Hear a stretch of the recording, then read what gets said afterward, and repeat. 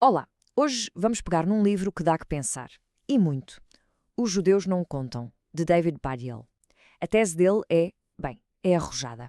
Ele diz que, numa era em que estamos quase obcecados com a justiça social, há um tipo de racismo que parece que simplesmente passa ao lado. E a pergunta que fica no ar é esta, e é daquelas que incomoda, não é? Com toda a nossa atenção virada para as minorias, para a discriminação, será que estamos a ver o quadro completo ou será que temos ali um ponto cego? E vamos ser honestos, não dá para negar isto. Vivemos num tempo de grande alerta. Seja nas redes sociais, seja nas ruas, há uma vontade enorme de encontrar as injustiças, de dar voz a quem não a tem. O combate ao preconceito está, sem dúvida, na agenda do dia. Pois, mas é exatamente aqui que o Badil entra em cena com uma crítica afiada. Ele defende que, no meio de todo este ativismo, o antissemitismo é posto de lado, quase como se não fosse tão grave. E é este paradoxo que vamos tentar perceber melhor.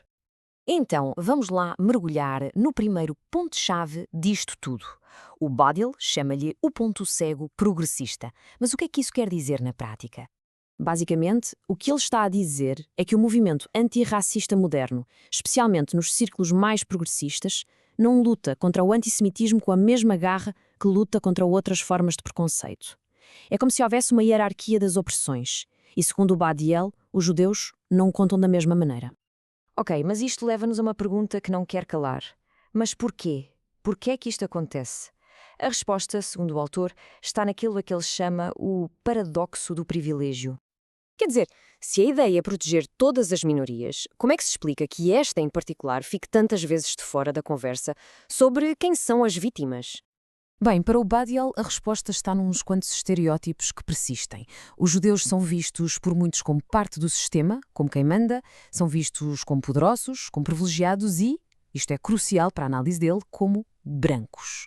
E é aqui que está se calhar o nó da questão.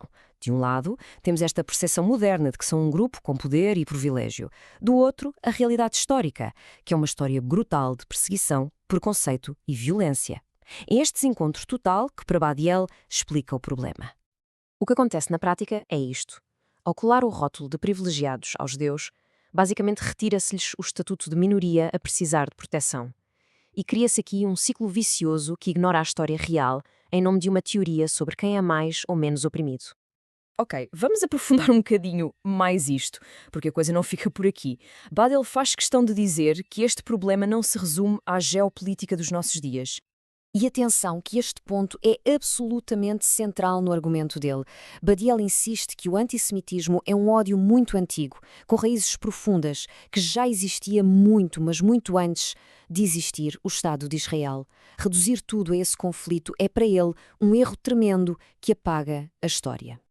O Badiel, enquanto judeu britânico, partilha aqui uma frustração muito pessoal. Ele sente que a identidade dele e de tantos outros é constantemente espremida até caber apenas num único assunto político.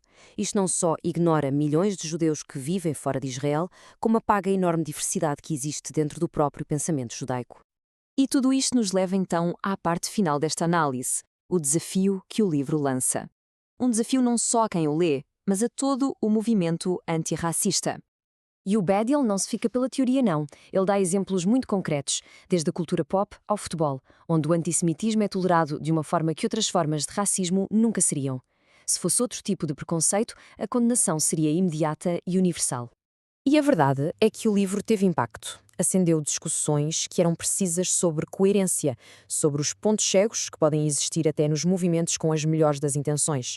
No fundo, forçou a pergunta: o que é que significa ser de facto antirracista? E olhem que as reações não se fizeram esperar e mostram bem o peso do livro. O aclamado Stephen Fry, por exemplo, não teve meias palavras. Chamou-lhe uma obra-prima.